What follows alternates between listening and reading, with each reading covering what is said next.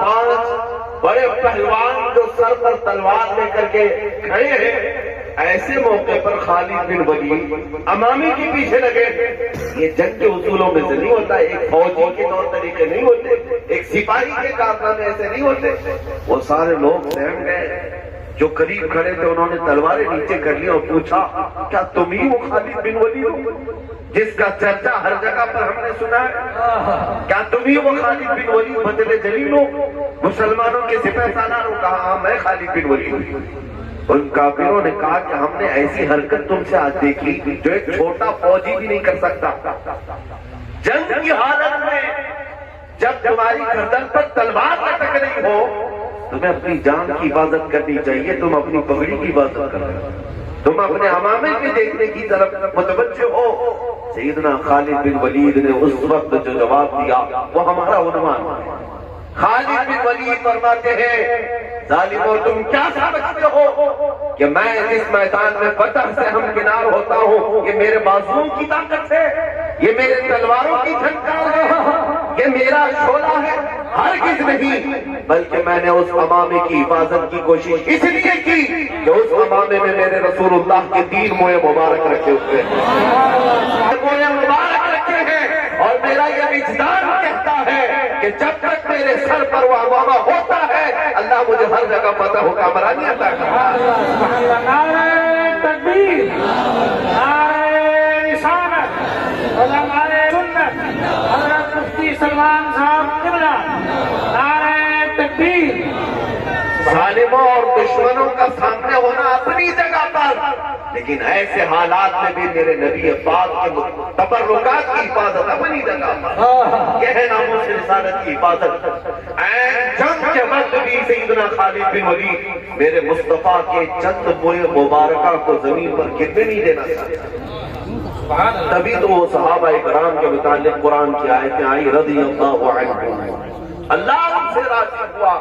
عروہ بن مسعود ثقفی یہ قریش کی طرف سے ایک قاصد تھے، مکہ کی حضور پاک صلی اللہ تعالیٰ علیہ وسلم اور صحابہ کے حالات دیکھنے کے لیے حدیبیہ کے موقع پر آئے اور دیکھنے کے لیے کہ محمد صلی اللہ علیہ وسلم کے یہ فرزانے ان کے پروانے قیصر و کسریٰ فتح کرنے کی بات کرتے ہیں تو مٹھی بھر۔ اس وقت صرف اور صرف 4000 مومنین کی جماعت تھی اور یہ بات کرتے تھے ایران کی حکومت کو پلٹ دیں گے، روم کی حکومت کو پلٹ دیں گے۔ اس زمانے کی 2 سپر پاور طاقتیں تھیں، سپر پاور طاقتوں کو پلٹنے کی بات میرے آقا صلی اللہ تعالیٰ علیہ وسلم کی یہ پروانے کیا کرتے تھے۔ تو مکہ والوں نے کہا جا کر کے دیکھ لو، بڑے ہتھیار شاید جمع کر لیے، بہت سارے اسلحے جمع کر لیے، آج ہمارے پیچھے بھی بہت سارے لوگ لگے۔ اچانک آ کر کے گھروں کی تلاشی لیتے ہیں کہ کہیں کچھ جمع کر کے رکھا ہے۔ ہاں ایک صاحب ایک ادھیکاری آئے تھے ہمارے آفس میں، اچانک دروازہ کھول کر ویڈیو بنا رہے تھے، ٹیبل اٹھایا، کرسی کے پیچھے دیکھا، ان کو تو ایک بلیڈ بھی نہیں ملا، ایک چاقو اور چھری بھی نہیں ملی۔ انہیں ایسا لگتا ہے کہ یہ مومنین صرف تلوار اور چاقو، کینچی اور بندوق سے ہی لڑتے ہیں، انہیں پتہ نہیں ایمان کی دولت کیا ہوتی ہے۔ جس کے سینے میں محبت مصطفیٰ ہو وہ دنیا کے ہتھیاروں سے بے نیاز چلتا، اللہ کی مدد پر سے یقین کامل ہے۔ سیدنا غریب نواز رضی اللہ تعالیٰ عنہ بغیر ہتھیار کے ہندوستان تشریف لائے اور دنیا نے دیکھا ہے بڑے بڑے راجے مہاراجے بھی وہاں گھٹنے ٹیکنے پر مجبور ہوئے۔ وہ طاقت کون سی تھی؟ اس عطائے رسول کے پاس جو طاقت تھی وہ محبت رسول کی طاقت۔ میرے عزیزو بات میں عرض کر رہا تھا کہ نبی کریم صلی اللہ تعالیٰ علیہ وسلم کے فرزانوں کو چیک کرنے کے لیے عروہ بن مسعود ثقفی آیا، دیکھیں کہ کیا انہوں نے ہتھیار جمع کیے۔ یہ وہ وقت تھا جب اذان ہو چکی ہے، حضور پاک صلی اللہ تعالیٰ علیہ وسلم نماز کی تیاری فرما رہے ہیں اور حضور وضو کر رہے ہیں، صحابہ ارد گرد کھڑے ہیں۔ عروہ بن مسعود کہتا ہے کہ یہ بھیڑ دیکھ کر کے میں نے پوچھا یہ کیا ہو رہا ہے؟ تو لوگوں نے کہا کہ رسول اللہ وضو کر رہے ہیں صلی اللہ تعالیٰ علیہ وسلم۔ وہ بھیڑ کو چیرتے ہوئے اندر آیا، دیکھا کہ وضو کر رہے ہیں، یہ سارے لوگ کیوں کھڑے ہیں؟ رسول اللہ صلی اللہ علیہ وسلم وضو کر رہے ہیں، یہ لوگ کیا کر رہے ہیں؟ وہ بھیڑ چیرتے ہوئے آیا، دیکھا حضور تو وضو کر رہے ہیں، لیکن صحابہ سب جو ارد گرد کھڑے، کوئی اپنے دامن آگے کیے ہوئے، کوئی ہاتھ پسارے ہوئے کھڑا ہے۔ جب نبی پاک کلی کرتے ہیں تو کسی نہ کسی صحابی کا ہاتھ آگے آتا ہے، وہ کوئی نہ کوئی اپنا دامن بڑھا دیتا ہے۔ حضور اپنا چہرہ دھوتے ہیں، چہرے سے نکلنے والے قطرے بھی صحابہ اپنے دامنوں میں لیتے ہیں اور پھر اپنے چہرے سے مل لیتے ہیں، اپنے جسم سے مل لیتے ہیں، یہاں تک کہ نبی پاک صلی اللہ تعالیٰ علیہ وسلم کا وضو مکمل ہوا، یہ صحابہ پانی کا ایک قطرہ بھی زمین پر گرنے نہیں دے رہے تھے۔ عروہ بن مسعود یہ دیکھا اور واپس اپنے آقاؤں کے پاس جا کر کے کہا کہ ان سے لڑنے کا ارادہ چھوڑ دو، ان سے لڑنے کا ارادہ چھوڑ دو۔ لوگوں نے پوچھا کیا بڑی طاقت ہے ان کے پاس؟ کہا نہیں، میں نے محمد صلی اللہ علیہ وسلم کے پاس ہتھیاروں کی طاقت تو نہیں دیکھی، لیکن پروانوں اور فرزانوں کی ایک ایسی تعداد دیکھی جو قیصر و کسریٰ کے پاس بھی نہیں ہے۔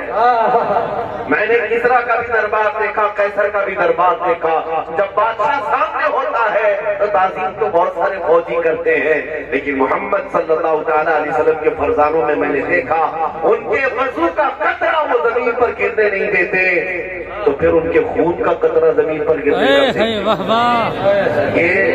یہی حالات تھے۔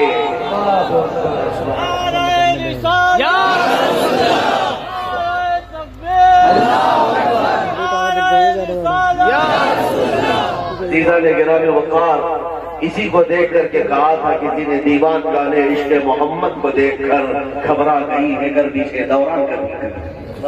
حضور پاک صلی اللہ تعالیٰ علیہ وسلم کے ان جانثار صحابہ نے جو زندگی گزارنے کے اصول ہم سے بہترین اصول کہیں نہیں مل سکیں گے۔ آج مجھے افسوس اسی بات کا ہے کہ جس کے پاس دنیا کا سب سے حسین چہرہ، مجھے بتاؤ اے مسلمانوں، کیا میرے مصطفیٰ کریم صلی اللہ تعالیٰ علیہ وسلم سے حسین کوئی اور ہے؟ آپ نے نہ سنا ہوگا نہ دیکھا ہوگا، اور ہمارا ایمان تھا جس قوم کے پاس دنیا کا سب سے حسین چہرہ، جس قوم کے پاس سب سے بلند اخلاق والا رسول ہے، اس قوم کو کسی اور کی ابتدا کی کیا ضرورت پیش آ گئی؟ کسی اور کو آئیڈیل بنانے اور کسی اور کے فین بننے کی ضرورت کیا پیش آئی؟ دنیا کو یہ بتا دیتے ہیں مسلمانوں، ہم اس کے اس کے محتاج کیوں بنے؟ ہمارے پاس نہ اخلاق کی کمی ہے، نہ خوبصورتی کی کمی ہے، نہ ہمارے پاس علم کی کمی ہے، نہ ہمارے پاس رسول پاک صلی اللہ تعالیٰ علیہ وسلم کی محبت کی کمی ہے۔ عزیزان گرامی وقار، میں آپ سب سے گزارش یہی کرنا چاہوں گا کہ دنیا جس چیز سے خوف زدہ ہے وہ کون سی چیز ہے جانتے ہو؟ یہی تمہارے جو نعرے ہیں، لبیک یا رسول اللہ۔ ابھی آپ نے قمر عثمانی صاحب سے جو سنا، جو جان مانگو تو جان دے دے، جو مال مانگو تو مال دے دے، یہ تو صرف تم کو جلسوں میں لگتا ہے، لیکن یہ کئی کافروں کی آنکھوں میں چبھتا ہے اور دل میں گڑتا ہے۔ وہ اسی طاقت اور اسی جذبے کے دشمن ہے، باقی تمہارے اور کس چیز کے دشمن ہے؟ میاں اس کے علاوہ ہمارے پاس ہے کیا؟ سب تو لوٹ مار کر کے ختم کیا جاتا ہے۔ جو چیز تمہارے پاس باقی ہے وہ نبی پاک کے قدموں پر فدا ہونے والی جو طاقت ہے، اس طاقت کو ختم کرنے کے لیے پوری اڑی چوٹی کا زور لگا رہا ہے۔ اب ان کے پاس طریقہ کیا بچا؟ دنیا کا حسن تمہارے سامنے لا کر کھڑا کر دینا، ننگی حسیناؤں کو تمہارے سامنے پیش کرنا، تاکہ تم مدینے کے تاجدار کی طرف سے منہ پھیر کر کسی حسینہ کے دامے فریب میں آ جاؤ۔ کبھی تمہارے قدموں میں سیم و زر کا مال بچھا دینا، دولت و مال کی ریل ویل تمہارے سامنے آ جائے، تاکہ تم عشق مصطفیٰ کی دولت کو چھوڑ کر اس زر و زیب کو دیکھنے چلے آؤ۔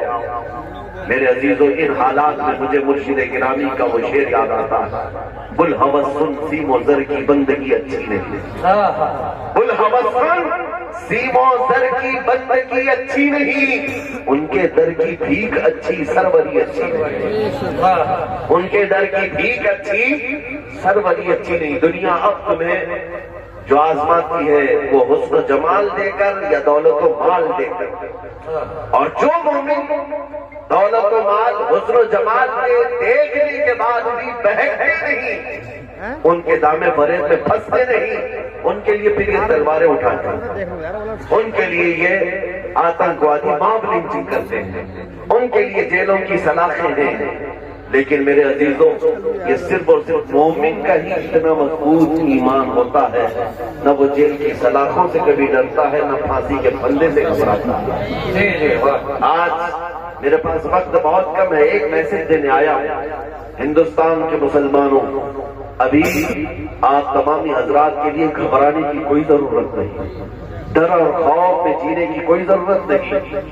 تمہارے مال متاع دکانیں جائیداد لوٹنا ہے تو یہ لوٹ چکے، اب تک لوٹ چکے، لیکن جو چیز باقی ہے تمہارے پاس وہ ایسی چنگاری ہے جو بڑے بڑے محلوں کو خاکستر کر سکتی ہے۔ وہ کون سی چنگاری ہے؟ وہ عشق مصطفیٰ کی چنگاری۔ یہ چیز آج بھی باقی ہے۔ میں خود سفر پر ہوں، مسلسل سفر پر ہوں، ہندوستان کے کونے کونے میں بھی میں نے دیکھا، چھوٹا بچہ بھی دیکھتا ہے تو لبیک یا رسول اللہ۔ ایک وہ نوجوان جو دین سے دور بھی تھا لیکن قریب آتا ہے جلسے میں لبیک یا رسول اللہ کہہ رہا ہے۔ اس دن کے بعد پھر ہمیں یہ احساس ہو گیا کہ ایمان کی حرارت آج بھی موجود ہے، تمہارا یہ کچھ نہیں کر سکیں گے، زیادہ سے زیادہ خوف طاری کرنے کی کوشش کی جائے گی۔ آج ابھی ذکر کر رہے تھے دھرم سنسد کا، یہ پاکھنڈی یہ سمجھتے ہیں کہ ایک گوفے میں بیٹھ کر ایک ویڈیو بنا کر وائرل کر دیں تو مسلمانوں کے اندر دھکدھکی لگ جائے گی، کھلبلی بچ جائے گی۔ ایسے بہت سارے کتے آئے اور چلے گئے۔ ایمان والے کل بھی سلامت تھے، آج بھی سلامت ہے، اور انشاءاللہ صبح قیامت تک ہندوستان کی سرزمین پر سجدے کیے جائیں گے، اذانیں گونجیں گی انشاءاللہ۔ جو کر سکتے ہیں وہ کر لیں گے۔ ان کو ایسا لگتا ہے ایک ویڈیو وائرل کرنے سے سب خوف زدہ ہو جائیں گے۔ یہی کام تو کربلا کی سرزمین پر یزید نے کیا تھا، یہی کام کوفہ سے عبید اللہ بن زیاد نے کیا تھا، حضرت ہانی بن عروہ کو مار کر کے، حضرت امام مسلم بن عقیل کو مار کر کے گورنر ہاؤس پر لٹکا دیا کئی لاشوں کو، اور سارے کوفہ والوں کو بتا دیا دیکھو میں مار بھی سکتا ہوں، قتل بھی کر سکتا ہوں، ڈر کے اندر ہو جاؤ۔ تو کیا مسلم بن عقیل کے قتل کے بعد، ہانی بن عروہ کے قتل کے بعد، امام حسین کی شہادت کے بعد اسلام ٹھنڈا پڑ گیا؟ اسلام ختم ہو گیا؟ بلکہ اس کے بعد پھر ہمارا یہ نعرہ ہے اسلام زندہ ہوتا ہے ہر کربلا سے۔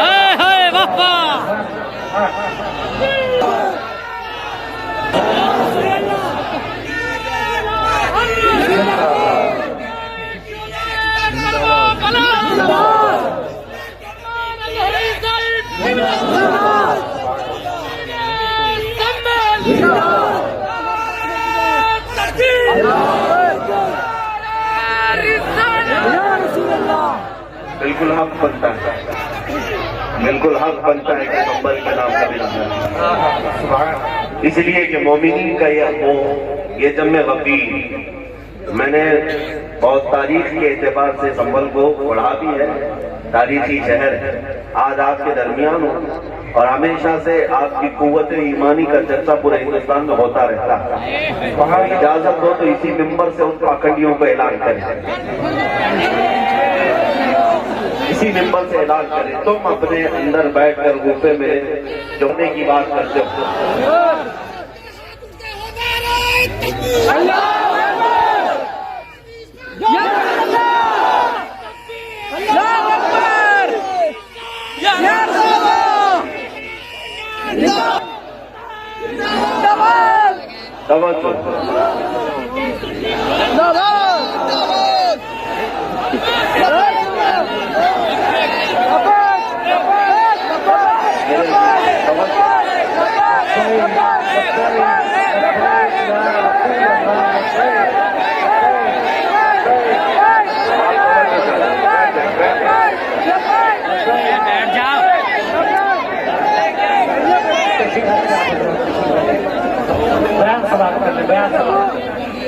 بیان سماعت کر لیں، بیان کی طرف توجہ کریں، نعرے تو ہو جائیں گے، بیان کی طرف توجہ کریں۔ میرے عزیزوں، جیسے روز ہوتے ہیں ہندوستان اور نعرے بھی روز لگتے ہیں، لیکن یہ جو نعرے ہیں یہ رگے جان کو پھڑکانے والے، یہ یوں ہی نہیں لگ رہے، یہ کسی مقرر کے لیے لگنے والے نعرے نہیں ہیں، یہ نام مصطفیٰ پر جو خون گرم ہوتا اس گرمی کے نعرے ہوتے ہیں، اور اسی سے انہیں کھلبلی بھی ہے، اسی سے تکلیف بھی ہے۔ میں اس ممبر سے کہتا ہوں، ایک لومڑی اور ایک لومڑا وہ بھونکتے رہتے ہیں، دیکھتے ہوں گے آپ، اور پھر ہزاروں سیکورٹی گارڈ کے بیچ میں گھومنا۔ ارے مرد ہو تو مقابلہ کرو، میں تنہا گھوم رہا ہوں پورے ہندوستان میں، تنہا آیا ہوں، ہمارے پیچھے کوئی سیاسی طاقت نہیں ہے، ہمارے پیچھے کوئی ایسا سپورٹ بھی نہیں ہے۔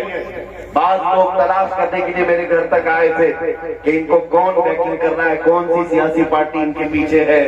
ہم نے کہا تھا تمہاری ناک رکڑ جائے گی اور تم پتہ نہیں کر پاؤ گے کہ کون بیکنگ کر رہا ہے، اس لیے کہ ڈھونڈا ہی کرے صدر قیامت کے سپاہی، وہ کس کو ملے جو تیرے دامن میں چھپا۔ ہم مومنین کی بیکنگ اور اگر سپورٹ کہیں سے ہوتا ہے تو گنبد خضرا سے ہوتا ہے۔ نبی پاک صلی اللہ تعالیٰ علیہ وسلم کی محبت لے کر ہم پوری دنیا میں تنہا چلتے ہیں، الحمدللہ خوف نہیں ہوتا، اس لیے کہ ظالموں ڈراؤ اسے جسے جینے کا شوق ہو۔ موت سے ڈرانا، جیل سے ڈرانا، پھانسی سے ڈرانا، اسے ڈراؤ جسے جینے کا شوق ہے۔ ہم تو روز رات یہ سوچ کر کے سوتے ہیں کہ کب ملک الموت آئے، روح کب کرے اور ہمارے نبی سے ہماری ملاقات کرائے۔ نعرہ تکبیر، نعرہ رسالت، اجتماع پیغام حق، علماء اہل سنت، مفتیان صاحب قبلہ ازہری، نعرہ تکبیر۔ میں شب غور بھی اسی گل سے ملاقات۔ عزیزان گرامی وقار، میں بات یہ کہہ رہا تھا، آپ اپنا جوش تھوڑی دیر کے لیے خاموش رکھیں، تھوڑی دیر کے لیے میں بات یہ کہہ رہا تھا کہ ان کی اتنی طاقتوں کے ماتحت ہونے کے بعد لومڑی اور لومڑا چند کمروں کے اندر بیٹھ کر کے ویڈیو بنا کر وائرل کر کے مسلمانوں کے دلوں کو چھلنی کرنے کی کوششیں، اور ہیپوکریسی جو ڈیموکریسی ختم ہو کر ہیپوکریسی جو آئی، یہ سارے مناظر کے بعد میں ان سے کہتا ہوں، میں نے ایک کلپ سنی، کوئی ایک وہ لومڑی کہتی ہے اور ایک لومڑا کہتا ہے کہ ہم 20 لاکھ لوگوں کو ماریں گے، اتنے مسلمانوں کا قتل کریں گے تو پھر ہمارے یہاں پر ہندو راشٹر قائم ہو جائے گا۔ ظالموں تمہارے اندر اتنی ہمت ہی نہیں ہے، مارنے مرنے کی بات پاکھنڈیوں سے ہو ہی نہیں سکتی، کبھی ہو ہی نہیں سکتی۔ ایک بات میں کہوں گا، اگر مارنے اور مرنے کا شوق ہی ہے تو چلو میں بھی چلتا ہوں، تم بھی چلو، بارڈر پر کھڑے ہو جاتے ہیں،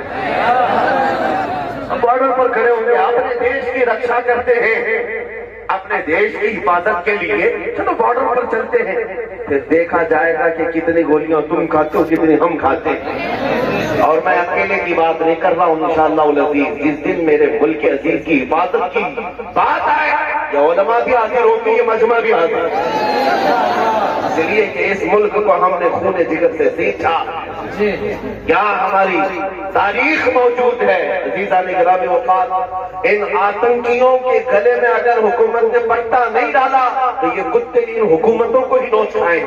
وہ دن بھی آئے گا جب یہی کتے ان کے لیے بھاری پڑ جائیں گے، یہی بھاری پڑ جائیں گے۔ اندازہ کر لیں میرے عزیزوں، قانون شاید یہ سمجھتا ہے کہ پیسے کی ریل پہ سے میں 100 سال جی لوں گا، یہ شداد یہ حامان یہ فرعون یہ سمجھتا ہے کہ میں اپنی طاقت کے بل بوتے پورے لوگوں کی گردنوں پر حکومت قائم کر لوں گا۔ وہ تو بڑی طاقتیں تھی، تمہاری حیثیت مچھر کے برابر بھی نہیں۔ اور اگر حکومتیں کھلے عام یہ ساری باتیں کر رہی ہیں، میرے عزیزوں ایک تاریخ یہاں ویسی بھی آئی تھی 100 سال پہلے، 100-150 سال پہلے، 1857 کی تاریخ، جس کو انگریز آج بھی قدر کہتا ہے، انگریز آج بھی قدر کہتا ہے۔ 1857 کی تاریخ میں انگریزوں کو بھی یہی نشہ چڑھا تھا، یہی نشہ چڑھا تھا کہ ہم جو چاہے کر لیں گے، قتل عام کریں گے، مار ڈالیں گے۔ اس وقت کفایت علی کافی رحمت اللہ تعالیٰ علیہ کو پھانسی پر چڑھایا تھا، پھانسی پر چڑھا کر کے جشن منائے تھے 8 دن تک. کیوں کفایت علی کافی کو چڑھایا تھا جانتے؟ ایک عالم ربانی کو اسی لیے چڑھایا تھا کہ وہ بولتے تھے تو ہزاروں کا مجمع جمع ہوتا، لوگ ان کے پیچھے دیوانہ وار گھومتے. تو ایسے علماء تو ان کو کھلتے. پھانسی پر چڑھا کر کے 8 دن تک جشن منایا تھا، لیکن خدائی قانون انہیں معلوم نہیں. تم ایک کفایت علی کافی کو جو یہ کہتا تھا کوئی گل باقی رہے گا نہ چمن رہ جائے گا، پر رسول اللہ کا دین حسن رہ جائے گا. پھانسی پر چڑھا کر کے تم نے یہ سوچا کہ ایک عاشق رسول کی زبان بند کر دیا، اسے گردن سے الگ کر کے جسم کو الگ کر دیا.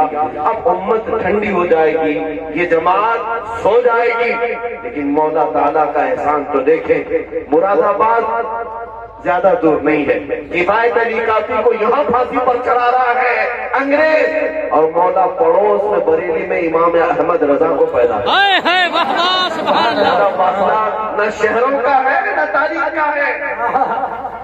ایک عاشق رسول اگر تمہارے ہاتھوں پھانسی پر چڑھا ہے تو اللہ تعالیٰ نے دوسرا ایسا عاشق پیدا کیا جس نے کروڑوں دلوں میں یہ عشق بھر دیا، کروں تیرے نام پہ جا فدا، بس ایک جان دو جہاں فدا، تو جہاں سے بھی نہیں جی بھرا، کروں کیا کروڑوں جہاں نہیں.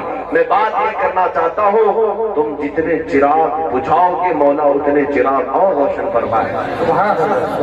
جس کو تم پکڑ کر کے قتل کرنے کی دھمکی دیتے ہو، یہ اسلام نہ کل مٹا تھا نہ آج مٹا ہے نہ صبح قیامت تک مٹا سکو گے. اللہ نے قرآن پاک میں فرمایا ہے یریدون لیطفئوا نور اللہ بافواہہم واللہ یرید ان یتم نورہ ولو کرہ الکافرون. مشرکین یہ چاہتے ہیں کہ اپنے منہ کے پھونکوں سے اللہ کے چراغ کو بجھا دیں، اور یہ ہو نہیں سکے گا. اللہ اپنے چراغ کو روشن کر کے رہے گا. کافر اگرچہ اس کو ناپسند کرے، کافر اگرچہ اس کو ناپسند کرے. میرے عزیزوں، بات صرف اتنی مجھے کرنی ہے، تمہارا اپنا رول کیا ہونا چاہیے؟ کیا یہی جوش کے نعرے جو ہم پنڈال میں بیٹھ کر کے کریں؟ کیا ہماری یہی تقریریں جو جلسے تک رہے؟ نہیں میرے عزیزوں، ہمارا لقب، ایک مومن کا لقب یہ تھا کفن بردوش. یہ سینے پر بلکہ اپنے کندھے پر کفن لے کر کے چلتا، اسے موت سے خوف نہیں ہے.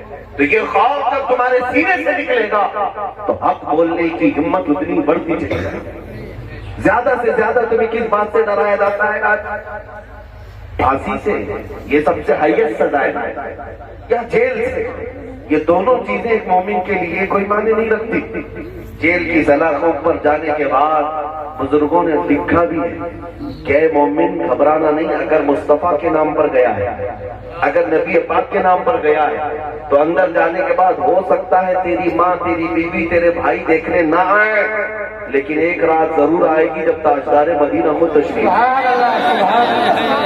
وہ بھی خوف نہیں رکھنا. حضور کے انتظار میں ہم دن کاٹ لیں گے، حضور کے انتظار میں ہم راتیں کاٹ لیں گے. اور رہی بات پھانسی کی، اس کے متعلق بھی روایتیں موجود ہیں کہ جن جن غلاموں کو ظالموں نے اپنے ہاتھوں سے قتل کیا یا پھانسی پر چڑھایا، پھندا بعد میں لگا، چہرہ مصطفیٰ پہلے موجود.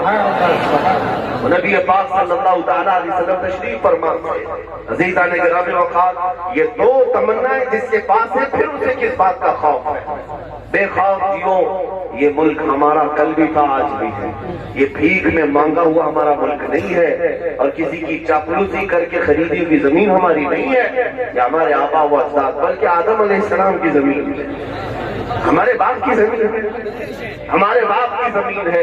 عزیزان گرامی اوقات، میں بات یہ عرض کرنا چاہتا ہوں، آیت کریمہ جو میں نے پڑھی تھی اس میں اللہ نے یہی فرمایا، اگر رسول کے حکم کی مخالفت کرو گے تو فتنے میں مبتلا ہو جاؤ اور عذاب علیم میں گرفتار ہو جاؤ. ابھی دیر نہیں ہوئی ہے، ابھی سویرا.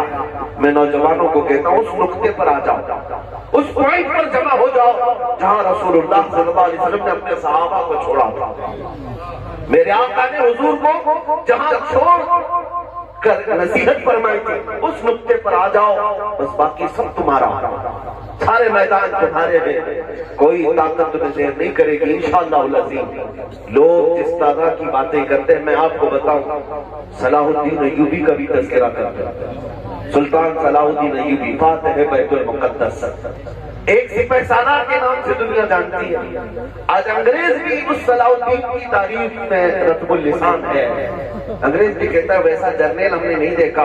کیوں جانتے ہیں؟ انگریزوں کی کتاب میں لکھا ہوا ہے صلاح الدین ایوبی نے 18 سال تک جنگیں لڑی صلیبیوں کے ساتھ، عیسائیوں کے ساتھ، لیکن اس میں لاکھوں قیدیوں کو اپنے ہاتھوں سے آزاد کیا۔ آزاد کرنے کی عادت بہت زیادہ ہے۔ کس کی؟ صلاح الدین ایوبی کی۔ شہادت ہے مطلوب و مقصود مومن، نہ مانے غنیمت نہ کشور کشائی۔ ایک عاشق رسول کا جو مقصود ہوتا ہے وہ یہ نہیں ہے کہ صرف گردنیں اڑانا، اس کا مقصود جو ہوتا ہے وہ اللہ اور اس کے رسول کی رضا۔ صلاح الدین ایوبی کے ساتھ ایک وقت ایسا بھی آیا جب آپ بیمار ہو گئے۔ اس بیماری کے عالم میں مسلمانوں کے ایک قافلے پر ایک عیسائی جرنیل نے حملہ کیا، برنس نام تھا اس نے حملہ کیا اور سارا مال لوٹ لیا، کوڑے لگایا، عورتیں بھی تھی، بچے بھی تھے اور بھی لوگ تھے، لیکن مارتے مارتے اس ظالم نے کیا کہا تھا جانتے ہو؟ اے مسلمانوں، پکارو اپنے محمد کو بلاؤ، کیوں تمہاری مدد کے لیے نہیں آتا؟ معاذ اللہ رب العالمین۔ جب وہ اس طرح کے تانے دے دے کر کے مال لوٹ رہا تھا اور سارے لوگوں کو نہتا پا کر کے مار رہا تھا، لٹا ہوا قافلہ، یہ تاراج قافلہ جب واپس لوٹا تو صلاح الدین ایوبی سے شکایت کی کہ سلطان اسلام ہمارے ساتھ ایسے معاملات ہوئے۔ یہ وہ حالات تھے جب صلاح الدین سخت بیمار تھے، جس کو مرض الموت کہا جاتا ہے، یعنی موت کی بیماری، مرض الموت، موت کی بیماری جس کو کہا جاتا ہے۔ لوگ عیادت کے لیے آ رہے تھے، لیکن صلاح الدین ایوبی نے جیسے ہی یہ بات سنی اللہ کی بارگاہ میں ہاتھ پھیلایا، کہا اے رب ذوالجلال، تو نے صلاح الدین کو ہر چیز عطا کی، بس تیرا یہ ناچیز بندہ، عاجز بندہ اتنی بھیک مانگتا ہے کہ میری عمر کو اتنی لمبی کر دے کہ میں برنس کا سر اڑا جاؤں، اتنی زندگی اور دے دے۔ کیوں؟ اس لیے کہ نبی پاک صلی اللہ تعالیٰ علیہ وسلم کو اس نے تانا مارا۔ مومنین سے یہ کہا نا کہ محمد کو بلا۔ صلاح الدین ایوبی بیماری کے عالم میں کہ دعا کرتے رہے، 2.5 سال کا عرصہ گزرا، 2.5 سال کے بعد آپ شفا یاب ہوئے، صحت مند ہوئے، اور اس کے بعد کھڑے ہوئے اور تلوار لے کر کے نکلے۔ مومنین کی فوج کو جگہ جگہ روانہ کیا، مار کے ہوئے۔ ایک دن وہ آ بھی گیا جب یہ برنس حد پہ چڑھ گیا، مسلمان ہاں گرفتار ہو گیا، اور مسلمان جب فاتح کی حیثیت سے بیت المقدس میں آئے اور اس برنس کو پکڑ کر کے لائے۔ صلاح الدین ایوبی کی عادت تو تھی کہ گرفتار قیدیوں کو روز آزاد کرتے تھے۔ اس دن بھی جتنے قیدی آئے تھے ان میں سے اکثر کو آزاد کیا۔ جب برنس کا نمبر آیا اس نے کہا اے صلاح الدین، تمہاری عادت تو ہمیں پتا ہے کہ تم گرفتار قیدیوں کو معافی کے بعد آزاد کر دیتے ہو، میں بھی معافی مانگتا ہوں، مجھے اپنے وطن جانے دیتے۔ صلاح الدین ایوبی نے ایک تاریخی جملہ کہا، اے برنس، اگر تجھے میں معاف کر دیا تو اللہ کا عذاب مجھے گرفتار کرتا، میں اللہ کا عذاب میں گرفتار ہو جاؤں گا۔ تیری زبان سے میں نے وہ نازیبا کلمہ سنا ہے جس کو ایک مومن سن کر کے زندہ رہنا بیکار سمجھتا ہے۔ صلاح الدین ایوبی نے تلوار لہرائی اور اس کی گردن پر رکھ کر کے کہا، آج سے 2.5 سال پہلے تو نے مسلمانوں سے کہا تھا کہ بلاؤ محمد کہاں ہے، دیکھ اس محمد نے صلاح الدین کو بھیجا ہے تیرا سر قلم کر۔ نعرہ تکبیر، صلی اللہ تعالیٰ علیہ وسلم، اس کا سر قلم کیا۔ لیکن جو بات مجھے عرض کرنی ہے وہ یہ ہے میرے عزیزوں، یہ جو 2.5 سال کا عرصہ گزرا نا، جو بیماری کے عالم میں تھے صلاح الدین ایوبی، یہ 2.5 سال کے بارے میں ان کے شاگرد اور ان کے فوجی روایت کرتے ہیں، ایک دن بھی ہم نے صلاح الدین کو پیر پھیلا کر سوتے ہوئے نہیں دیکھا۔ 2.5 سال تک پیر پھیلا کر کے نہیں سویا، بیمار بھی تھے۔ لوگ کہتے کہ لمبا سو جائیں، وہ کہتے جلال میں آ کر کہ تم مجھے سیدھا سانے کی بات کرتے ہو، جبکہ میرے اوپر ابھی فرض باقی ہے میرے نبی پاک کو گالی۔ اس فرض کی جب تک سبکدوشی نہ ہو میں اپنے پیر لمبے نہیں کروں گا۔ یہ تھے ہمارے سلاطین اسلام. ان کو اللہ تعالیٰ نے جو فتوحات عطا کی ہے وہ وفائے مصطفیٰ